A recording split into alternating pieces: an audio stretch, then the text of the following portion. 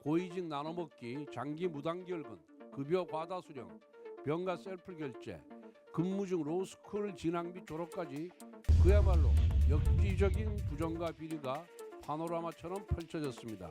이쯤 되면 선거를 관리하는 조직인지 범죄 마피아 패밀리인지 헷갈릴 지경입니다.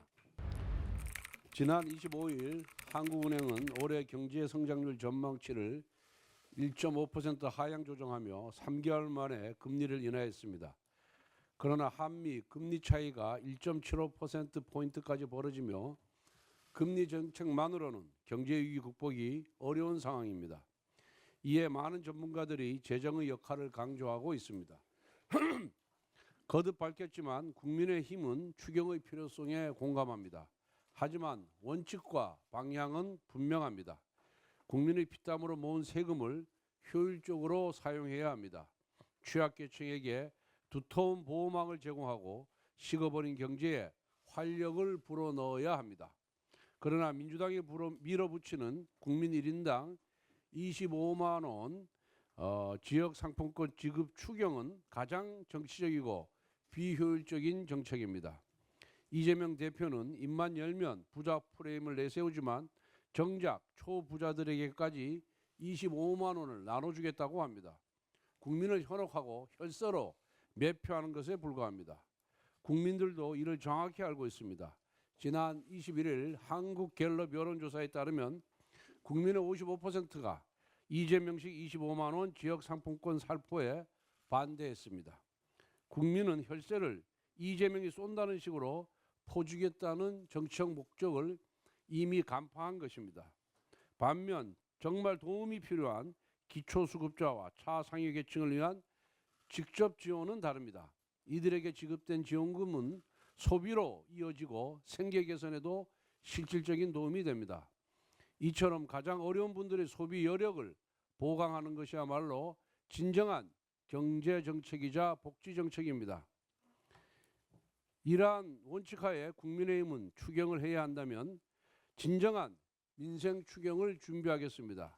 이미 지난 24일 국민의힘은 소상공인 700만 명에게 1인당 100만 원 정도의 바우처 형식으로 전기, 가스, 수도 등 공과금을 지원하겠다고 발표했습니다. 이어서 두 번째로 기초수급자와 차상위 계층을 대상으로 1인당 25만 원에서 50만 원을 선불카드로 지원하도록 추진하겠습니다.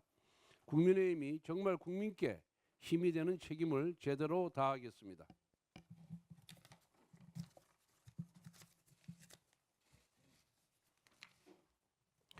지난 27일 감사원은 선관위 채용 등 인력관리 실태 감사 보고서를 공개했습니다. 전국 17개 시도 선관위가 2013년에서 2022년까지 실시한 총 167회 경력 경쟁 채용을 전수 점검한 결과 총 662건의 규정 위반이 발견되었습니다. 김세환 전 사무총장의 아들은 선관위 조직적 특혜를 받아 경력 채용되었고, 송봉섭 전 사무차장은 딸이 선관위로 가고 싶다고 하자 직접 채용을 청탁해서 입사시켜줬습니다. 고위직부터 중간 간부까지 선관위 곳곳에 가족 채용 청탁과 편법 채용이 난무했습니다. 하지만 중앙선관위는 아빠 찬스 채용을 고발하는 투서를 받고도 도리어 뻔뻔하게 선관위는 가족회사다, 친인척 채용 정당이 있다면서 문제없음으로 종결했습니다. 선관위 스스로 가족회사라고 칭한 것은 그만큼 조직 전체가 채용 비리를 당연시 해왔다는 것입니다. 21세기 근대 국가에서 상상할 수 없는 음서제 집단이 바로 선관위였던 것입니다. 그뿐만이 아닙니다. 고위직 나눠먹기, 장기 무단결근, 급여 과다 수령, 병가 셀프 결제, 근무 중 로스쿨 진학 및 졸업까지 그야말로 엽기적인 부정과 비리가 파노라마처럼 펼쳐졌습니다. 일반 사기업이나 다른 공공기관이었다면 정직, 파면 등 중징계에 해당하는 사안들입니다. 대한민국 어떤 직장인이 183일을 무단결근하고도 정상근무했다고 속여서 3,800만 원 급여를 수령할 수 있겠습니까? 오직 선관위에서만 가능한 천태만상입니다. 그런데 선관위는 친인척 채용 논란이 생기자 서류 파기를 지시하는 등 범죄 행위의 은폐를 시도했습니다. 압도적인 부정을 저지른 것도 모자라 저열한 조직적 은폐까지 시도한 것입니다. 이쯤 되면 선거를 관리하는 조직인지 범죄 마피아 패밀리인지 헷갈릴 지경입니다. 선관위는 자유민주주의 체제를 지탱하는 선거를 관리합니다. 선관위에 대한 신뢰는 민주주의 체제에 대한 신뢰이며 선관위는 어느 조직보다 투명하고 공정해야 합니다. 하지만 지금의 선관위는 대한민국 그 어느 조직보다도 썩은 상태입니다. 자정 능력을 기대하기가 어려운 상황입니다. 어제 헌법재판소는 선관위가 감사원을 상대로 제기한 권한쟁의 심판에 대해 인용 결정을 내렸습니다. 마피아 선관위는 서민들과 청년들 피눈물 나게 하는 채용 비리를 상습적으로 저지르고도 앞으로도 제멋대로 비리를 저지를 수 있는 백지수표를 받은 것이라고 착각하면 안 됩니다. 헌법재판소는 감사원의 직무 감찰 대상에서의 배제가 곧바로 부평에 대한 성역의 인정으로 호도되어서는 안 되는 점을 지적했습니다. 또 국민의 대표인 국회에 의한 국정조사와 국정감사 및 수사기관에 의한 외부적 통제까지 배제되는 것이 아니라는 것을 분명히 했습니다. 이제 공은 국회로 돌아온 것입니다.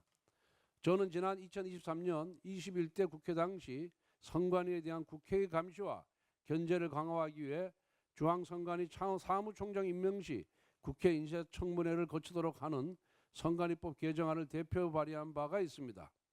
이제는 중앙선관위에 대해 한시적인 국정조사법을 도입해서 감사원에 준하는 조사 및 처분 권한을 부여하여 부정과 비리를 바로잡을 수 있도록 해야 합니다. 나아가 선관위 견제 감시를 강화하기 위해 선관위의 실무 책임자인 사무총장에 대한 국회 인사청문회도 도입하겠습니다. 앞으로 국민의힘은 당 차원에서 무소불위 마피아 선관위를 견제하고 감시하기 위한 제도적 장치를 고안해 나가겠습니다.